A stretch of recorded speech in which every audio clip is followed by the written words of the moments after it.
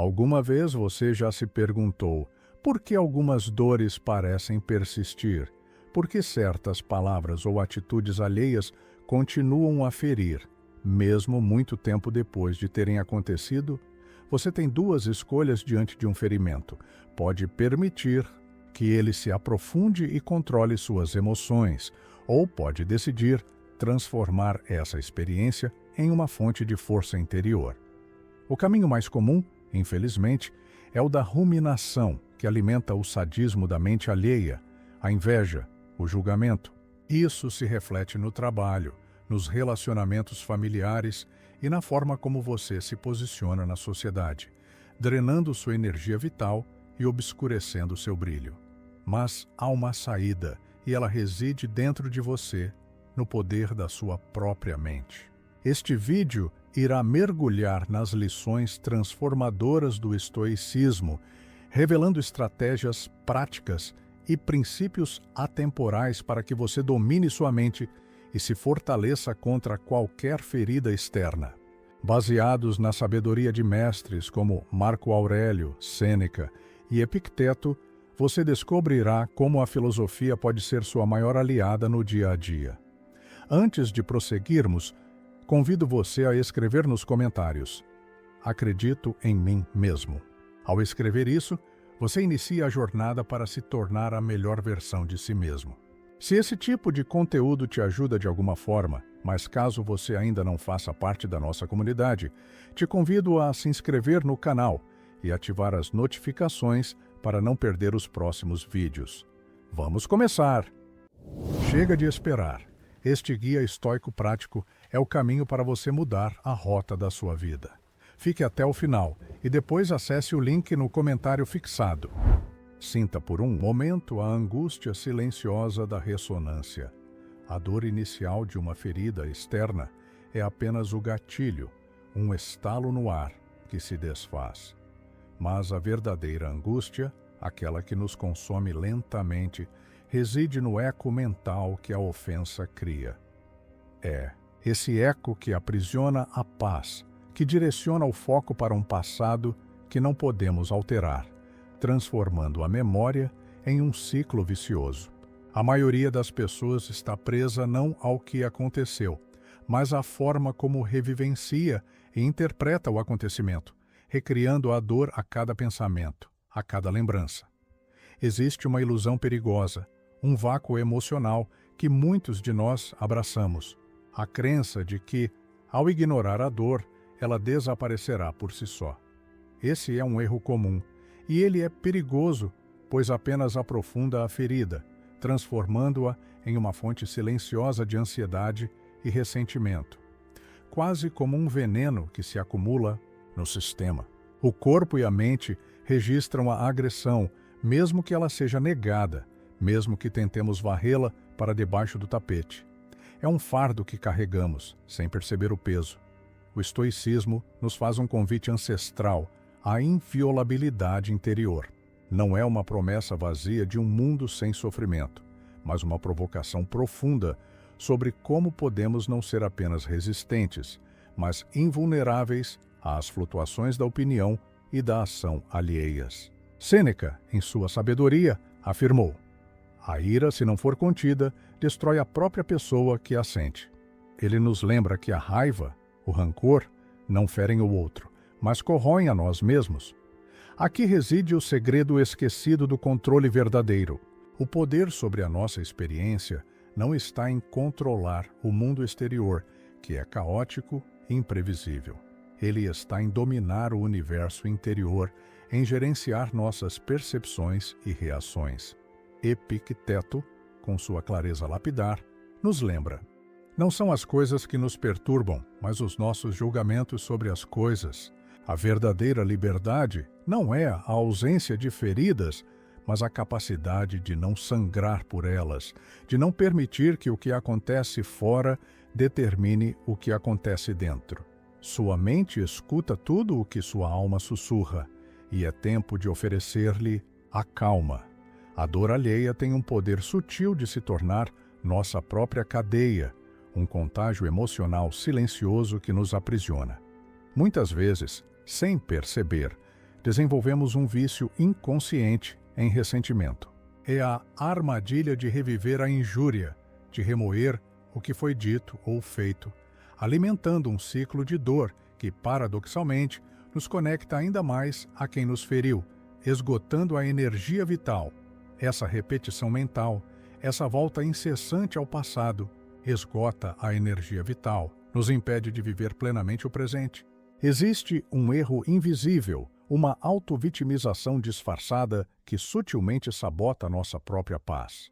Ao nos posicionarmos como vítimas, delegamos ao agressor o controle sobre nosso estado emocional.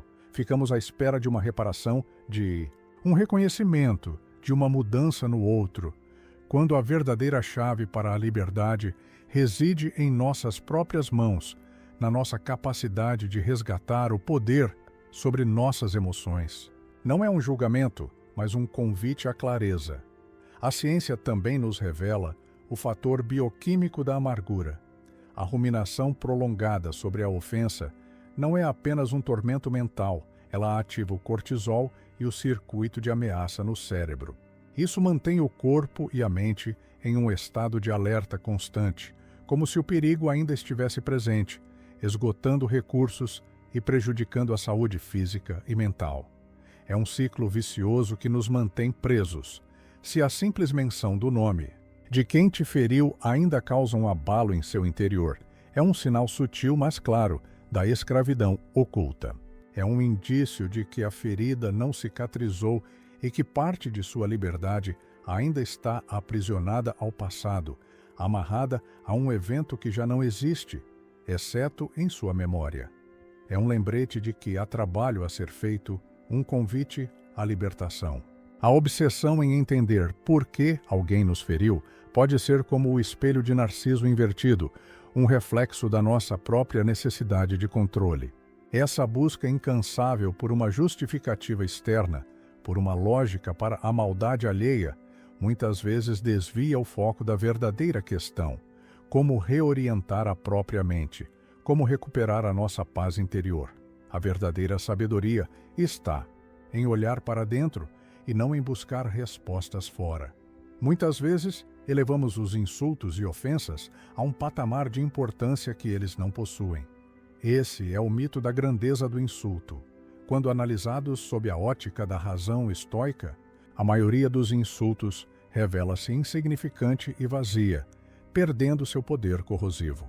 Uma palavra dita no calor do momento, uma atitude impensada, raramente possui o peso que atribuímos a ela em nossa mente. É nossa interpretação que infla a insignificância. Podemos aplicar o exercício de desconstrução estoica, uma técnica prática para separar o evento da nossa interpretação. Imagine a injúria como um objeto. Agora, analise-o de forma objetiva, como um observador externo, sem a carga emocional. O que realmente aconteceu? Quais foram as palavras exatas? Qual a intenção real por trás delas? Ou será que houve intenção alguma? Ao esvaziá-la de sua carga emocional, a ofensa perde seu poder.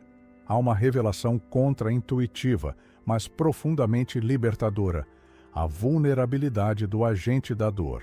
Quem tenta ferir é muitas vezes mais fraco e perturbado do que a vítima. A agressão é um sintoma de sua própria falta de controle interno, de suas próprias inseguranças e dores não resolvidas. Compreender isso nos permite sentir compaixão, em vez de raiva, e nos desliga do ciclo de vitimização. Imagine a metáfora da semente vazada. Uma semente, se o conteúdo interno é saudável, a casca externa, mesmo rachada, não destrói a vida que há dentro. A injúria é a rachadura na casca, mas sua virtude, sua essência, é a vida interna que permanece intacta.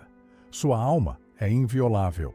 Essa imagem nos convida a focar no que realmente importa: a nossa integridade, o nosso caráter, que nenhuma rachadura externa pode destruir. A inviolabilidade da consciência pura é o nosso maior escudo. Uma vida guiada pela honestidade, justiça e integridade torna a alma imune às flechas da calúnia ou da maldade externa. A virtude é o verdadeiro campo de força, uma proteção que vem de dentro para fora. Quando agimos com retidão, com um coração puro, as palavras e ações dos outros perdem seu poder de nos atingir em nossa essência. Existe um erro fatal, o de responder com a mesma moeda. A armadilha de descer ao nível do agressor, de nos rebaixarmos, comprometendo a própria virtude em busca de uma vitória ilusória. A verdadeira vitória não é revidar, mas manter-se íntegro, permanecer fiel aos seus princípios, custe o que custar. A sua paz não tem preço e não deve ser trocada por uma satisfação momentânea que, no fim, só traz mais perturbação. O efeito Pigmalião invertido nos mostra como a nossa percepção e a dos outros sobre nós é moldada por nossas ações e caráter, e não pelas palavras de quem nos feriu.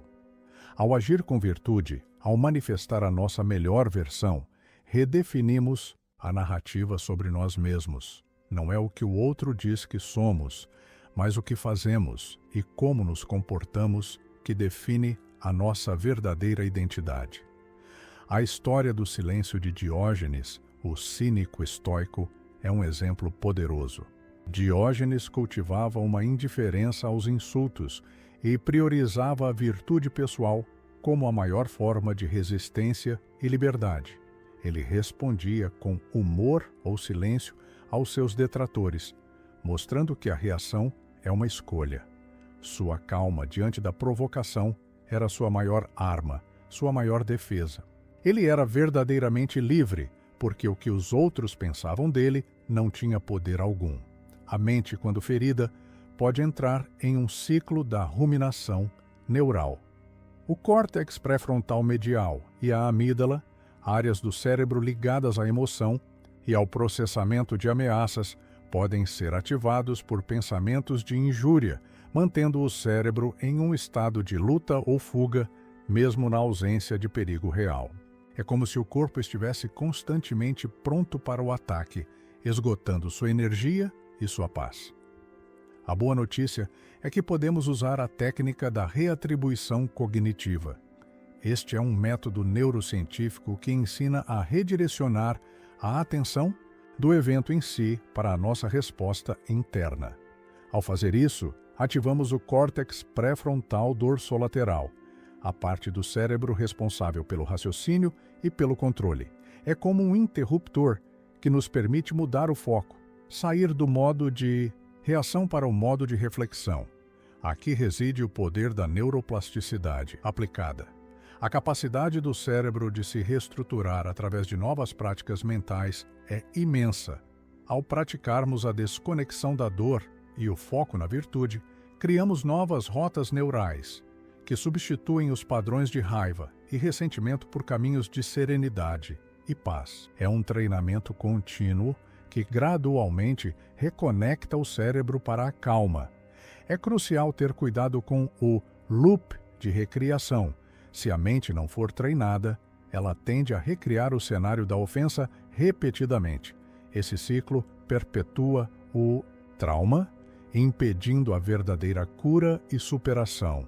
É como uma ferida que insiste em se reabrir a cada toque, a cada pensamento. A ciência da desconexão nos dá as ferramentas para quebrar esse ciclo e encontrar a verdadeira liberdade interior. Se chegou até aqui, é porque está a um passo mais próximo da melhor versão de si mesmo. Convido você a se inscrever no canal e trilhar essa jornada conosco. Vamos em frente. A angústia, muitas vezes, nasce do abismo entre desejo e realidade.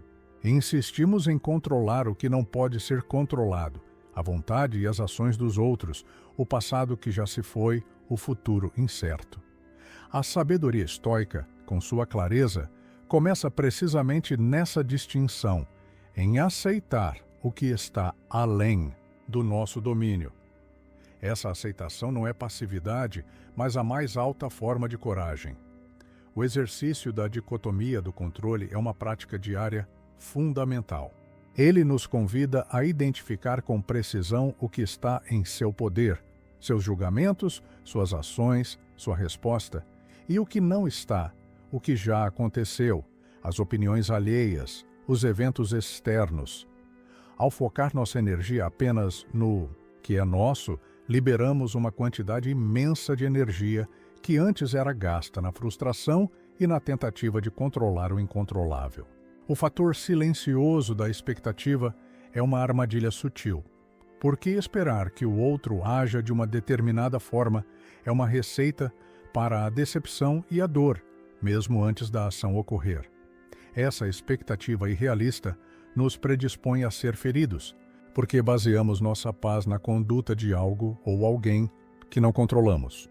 A liberdade surge quando soltamos essa expectativa. A rendição que liberta não é fraqueza, mas a mais alta forma de força. É o ato de soltar a corda que te prende à frustração, ao ressentimento, à raiva. É entregar ao universo o que não te pertence e focar no que você pode transformar. A sua própria atitude, a sua própria percepção. Essa rendição é um portal para a liberdade, um convite a respirar novamente e a encontrar paz no presente, independentemente das circunstâncias externas. Existe um mito da realidade objetiva que nos engana. A verdade é que não existe uma realidade que nos fere, apenas nossa interpretação dela. A dor não está no evento, mas no significado que atribuímos a ele. Se mudamos a lente pela qual vemos o mundo, podemos mudar a nossa experiência. Essa é a essência da disciplina da percepção. A ferramenta da reestruturação cognitiva estoica nos permite virar a mesa da percepção. Como um ataque pode se transformar em uma oportunidade de praticar a virtude da paciência, da coragem ou da temperança?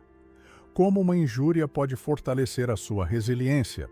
A filosofia estoica nos dá as ferramentas para transformar o veneno em antídoto, a adversidade em um trampolim para o crescimento. Devemos ter cuidado com o efeito halo reverso. É quando uma única ação negativa de alguém contamina toda a percepção sobre essa pessoa ou sobre a vida em geral, criando um viés que alimenta o ressentimento. É como permitir que uma mancha obscureça toda a pintura. A disciplina da percepção nos convida a ver cada evento isoladamente, sem permitir que a negatividade de um momento contamine a totalidade de nossa experiência. O ponto de virada de Musonio Rufo, um dos mestres estoicos, enfatiza a prática constante da reflexão e do autodomínio para polir a lente da percepção. É um trabalho contínuo, um cuidado diário para garantir que nossa lente não distorça a realidade em favor do sofrimento. Ele nos ensina que a qualidade da nossa vida depende diretamente da qualidade da nossa percepção. O poder da não reatividade. Ativa não é passividade, mas uma escolha consciente de não alimentar a energia negativa do agressor com sua própria reação. É o silêncio que ensina, uma resposta que desconcerta o agressor porque ele espera uma reação, um conflito, uma discussão. O silêncio é uma arma de força, não de fraqueza, um gesto de domínio sobre si mesmo. A estratégia da pausa refletiva é simples, mas revolucionária. Um segundo de silêncio antes de responder, ou de decidir não responder, pode mudar o curso de um conflito e proteger sua paz interior. É nesse breve instante que a razão pode intervir, que a sabedoria estoica pode ser aplicada, impedindo que a emoção tome as rédeas. Existe um efeito boomerang da raiva que o agressor desconhece. A tentativa de ferir o outro com palavras ou atos, muitas vezes, volta para o próprio agressor, revelando sua própria perturbação e alimentando seu sofrimento interno. O veneno que ele tenta lançar, muitas vezes, atinge a si mesmo. Compreender isso nos liberta do desejo de revidar, pois vemos a dor do outro como um sintoma de sua própria falta de paz. O modelo do imperador. Marco Aurélio é um guia para nós. Sua introspecção e a calma imperturbável de Marco Aurélio, diante das críticas e traições, mostrando que a maior defesa é a manutenção da própria serenidade. Ele não reagia ao ódio com ódio, à ofensa com ofensa. Ele simplesmente permanecia em sua virtude, em sua paz. E essa era a sua maior vitória. As feridas que recebemos podem ter um propósito oculto da adversidade. Elas podem ser os maiores catalisadores para o crescimento pessoal, revelando fraquezas que não conhecíamos e impulsionando a busca por autoconhecimento e fortalecimento. O que parece um veneno pode ser transformado em um antídoto, uma oportunidade para um despertar profundo. Podemos realizar o exercício da adversidade transformadora. É uma prática para extrair lições e fortalezas de experiências dolorosas, vendo-as não como maldições, mas como treinamentos para a alma. O que a dor te ensinou? Que força ela revelou em você? Quais virtudes você precisou invocar para superá-la? Essas reflexões transformam o sofrimento em sabedoria. A metáfora do ferro na forja ilustra bem esse processo. Assim como o ferro é forjado pelo fogo e pelo martelo para se tornar mais forte, a alma humana é temperada pelas provações, pelas dores, para alcançar a resiliência. Cada golpe, cada aquecimento, cada dor é um passo para se tornar indestrutível. As injúrias servem como um lembrete cruel, mas necessário para o despertar da autodisciplina. Elas nos alertam para a importância de fortalecer a mente, não apenas para evitar futuras dores, mas para viver uma vida mais virtuosa e plena. É um convite a sermos proativos em nosso desenvolvimento interior, em vez de apenas reagir ao que nos acontece. Guardar rancor é um erro fatal. O perdão, quando compreendido de forma estratégica, não é sobre absolver o outro, mas sobre libertar a si mesmo de uma carga emocional pesada, que só você carrega. O rancor é um veneno que você bebe esperando que o outro morra, mas ele só envenena a você. Perdoar é um ato de autodefesa, um ato de amor próprio. A neurociência do perdão corrobora essa sabedoria ancestral. Estudos mostram que o perdão está ligado à diminuição da atividade na amígdala, a região do cérebro associada ao medo e à raiva, e ao aumento da atividade no córtex pré-frontal, promovendo a calma e a tomada de decisão racional. É um processo que reestrutura o cérebro para a paz. O exercício do perdão para si mesmo é muitas vezes o mais difícil, mas o mais crucial. A maior ferida nem sempre é a ação do outro, mas a autorrecriminação por ter sido ferido, por ter se sentido fraco ou vulnerável. O perdão começa pela autocompaixão, pela aceitação da própria humanidade e da própria vulnerabilidade. Você merece a sua própria gentileza. A coragem de Aristo de Quios, embora com uma escola heterodoxa, enfatizava a liberdade da apatia, a superação das paixões, incluindo o ressentimento, como caminho para a tranquilidade. Para ele, o perdão não era uma questão moral, mas uma estratégia para a paz interior, uma forma de se desapegar do que perturba. É um caminho para a sua própria liberdade. A maestria da praxis estoica é a aplicação diária dos princípios estoicos, não como uma teoria acadêmica, mas como um estilo de vida. É um caminho que constrói uma mente indomável, capaz de prosperar mesmo em ambientes hostis, em meio às tempestades da vida. É a sabedoria traduzida em ação em cada escolha, em cada reação. Existe um potencial inexplorado da resiliência ativa em cada um de nós. Não se trata apenas de sobreviver, mas de florescer diante da adversidade, de usar cada desafio como um degrau para um novo nível de sabedoria e autodomínio. É a capacidade de não apenas resistir, mas de se tornar mais forte a cada golpe, a cada aprendizado. A metáfora do carvalho enraizado nos oferece uma imagem poderosa. Assim como um carvalho resiste à tempestade mais forte, porque suas raízes são profundas e firmes. Uma mente estoica se mantém inabalável, porque suas convicções e virtudes estão solidamente plantadas em seu interior. As folhas podem cair, os galhos podem balançar, mas a essência permanece firme. O estoicismo não é um destino a ser alcançado, mas um chamado à ação, uma construção contínua do eu inabalável. É uma jornada de autoconhecimento, de autodisciplina e de fortalecimento da mente que nunca termina.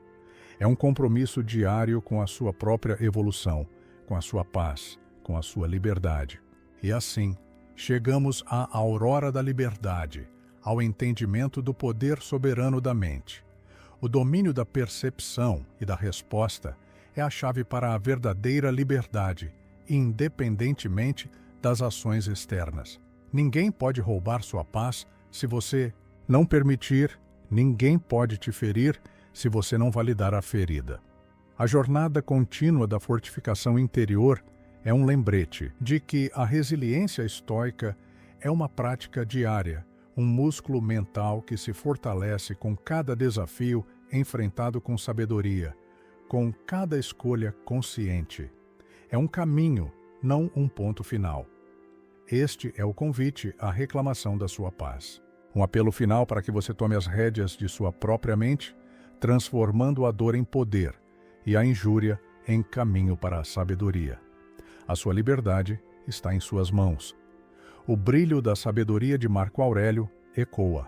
A alma do homem é manchada apenas por si mesma, reafirmando que o verdadeiro dano vem de nossas reações internas, não do que acontece fora. E como Musônio Rufo nos lembra, se queres ser uma pessoa boa, primeiro deves acreditar que o és. Essa crença em sua própria fortaleza, em sua própria inviolabilidade, é o primeiro passo para o seu santuário interior indestrutível. Esperamos sinceramente que este conteúdo tenha sido útil e proveitoso para você.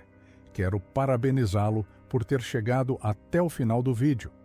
Essa dedicação é um sinal inegável de que você busca, de fato, se tornar uma pessoa melhor. Se gostou do vídeo, por favor, deixe seu comentário. Mesmo um simples obrigado já me mostra que você acompanhou até aqui. Ainda não faz parte da nossa comunidade? Inscreva-se agora. O estoicismo é repleto de ensinamentos práticos que podem ser aplicados no dia a dia. Te encorajo a seguir, explorando essa filosofia, e para isso, deixei aqui 2 vídeos cheios de sabedoria estoica para você continuar aprendendo. Até o próximo vídeo.